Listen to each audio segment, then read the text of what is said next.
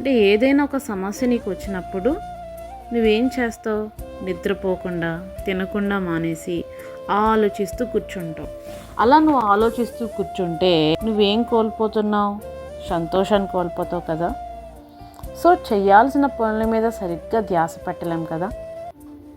అంటే ఏదో జరుగుతుంది భవిష్యత్తులో, అంటే వచ్చే సమస్య గురించే ఇప్పుడు కంగారు పడినంత మాత్రాన వాటిని పరిష్కరించలేవు. సమ్ టైమ్స్ ఏమవుతుంది అంటే మనం కంగారు పడినట్టు అసలు ఏం జరగదు, లేదా సమస్య మనం ఊహించుకున్నంత పెద్దది కూడా కాకపోవచ్చు. సో ఏది ఎలా జరగాలి అనేది దేవుని ఇష్టం, దేవుని చిత్తం. నువ్వు అనవసరంగా ఆలోచించి అతిగా ఆలోచించి టెన్షన్ తీసుకుని ప్రెజర్ తీసుకుంటే ఏమవుతుంది?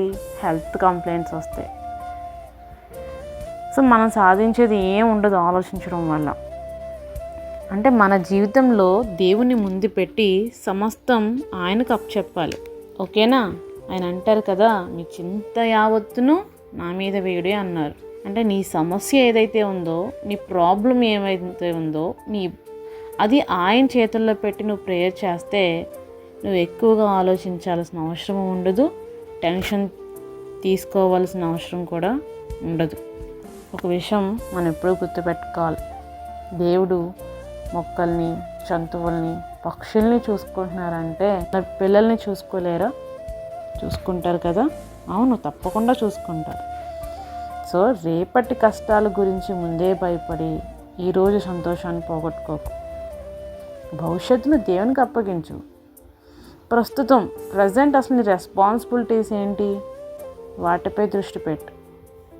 నువ్వు టెన్షన్ తీసుకుని, నీ ఆఫీస్ ప్రెజర్ తీసుకుని, ఆఫీస్లో వచ్చే ఒత్తిడి తీసుకుని నువ్వు ఆలోచిస్తూ కూర్చుంటే నీ హెల్త్ ప్రాబ్లమే కాదు, అది నీ ఫ్యామిలీ పైన కూడా పడుతుంది కదా. నువ్వు డల్గా ఉంటే నీ ఫ్యామిలీ డల్గా ఉంటారు, నువ్వు హ్యాపీగా ఉంటే వాళ్ళు హ్యాపీగా ఉంటారు. దేవునిపై విశ్వాసం ఉంచండి, ఖచ్చితంగా దేవుడు మనల్ని విడిపిస్తాడు.